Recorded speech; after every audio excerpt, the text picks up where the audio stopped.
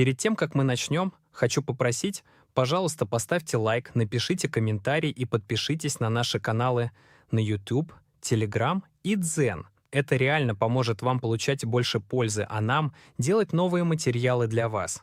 Все шаблоны, файлы и чек-листы в нашем Telegram-канале. Там все для практики и много интересного. Про офисные программы, цифровую безопасность и нейросети. На Дзене вас ждут подробные пошаговые статьи, разборы и гайды, чтобы всегда были на шаг впереди. Подписывайтесь по ссылкам в описании, используйте все лучшее для работы и поддержите наш канал. Спасибо, что с нами, а теперь к видео. Рассмотрим принципы работы с таблицами. В текстовых документах широко используются таблицы, и Word обладает внушительным функционалом, позволяющим создать таблицу практически любой сложности. Самый простой способ добавить таблицу в документ – воспользоваться инструментом «Таблица», который находится во вкладке «Вставка».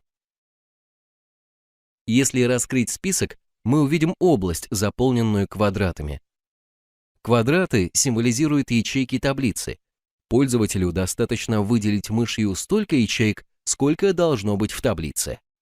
Например, требуется создать таблицу из 5 строк и 2 столбцов. Выглядеть она будет так. Таблица уже отображается на листе. Если нужно создать 5 столбцов и 2 строки, то необходимо отметить требуемый размер. Таблица сразу отображается в документе и занимает всю ширину страницы. Размеры столбцов и строк одинаковы. В верхней части меню показан размер таблицы – 5 на 2. Это самый быстрый и простой способ, но он имеет ограничения по количеству ячеек. Максимальный размер такой таблицы 10 на 8.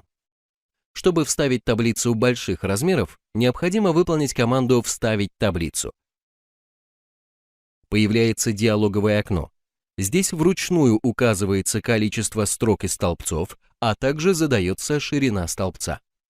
По умолчанию таблица разворачивается на всю ширину страницы, с учетом полей. Word автоматически рассчитывает ширину столбцов, делая их одинаковыми. Пользователь может задать постоянную ширину в сантиметрах или, например, по ширине окна. Это автоматический подбор ширины. Этот вариант по содержимому позволит создать пустую таблицу с минимально возможной шириной столбцов. По мере ввода данных столбец будет автоматически расширяться. Если планируется вставлять несколько таблиц с выбранными параметрами, то можно установить флажок по умолчанию для новых таблиц. Тогда в следующей таблице введенные параметры будут использоваться изначально. Отменим изменения и продолжим. Еще один способ создать таблицу Word – нарисовать ее. Для этого в меню предусмотрен пункт «Нарисовать таблицу».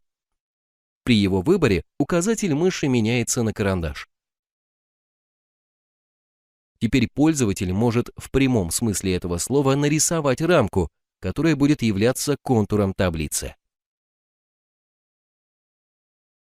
Затем можно рисовать строки и столбцы. Основным преимуществом данного метода является то, что он дает возможность создать сложную таблицу, имеющую ячейки разного размера. Чаще всего для создания таблиц используются комбинации 3 способов. Однако есть еще 2 варианта создания таблиц. Это вставка электронной таблицы Excel и создание экспресс-таблицы. При вставке и создании таблицы Excel по сути используется инструмент Excel.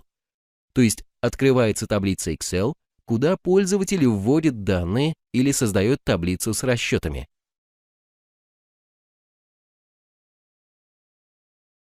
Закрываем окно. Установив курсор вне таблицы, можно посмотреть результат. С помощью экспресс-таблиц можно добавлять готовые фрагменты, например, календари, списки и так далее.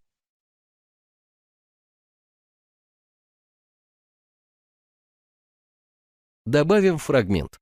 Получаем автоматически отформатированную таблицу. Назовем ее «Студенты нашего университета». Спасибо, что вы с нами и досмотрели это видео до конца. Мы будем рады, если вы поддержите нас подпиской, комментарием и лайком. К этому видео есть файл в Telegram, поэтому подписывайтесь по ссылке в описании. Также в нашем Telegram вы найдете много полезного про офисные программы, цифровую безопасность и нейросети. Всего хорошего!